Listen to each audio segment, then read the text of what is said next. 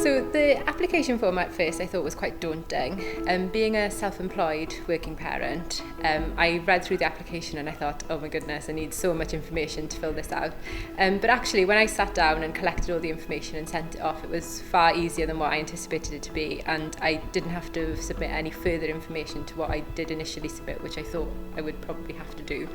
So it was much easier than I think what the application form suggests that it is.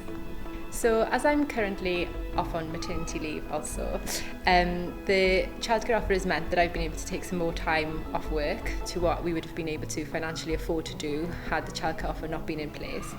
It's also made a big difference to our sort of monthly incomings and outgoings, in that we definitely notice the fact that we're not paying our regular nursery fee on top of our other sort of household bills. As a working parent, you don't get any sort of extra financial help towards raising your children, and I think the scheme offers so much in terms of being able to allow us to have that financial support, but also to be able to give our children extra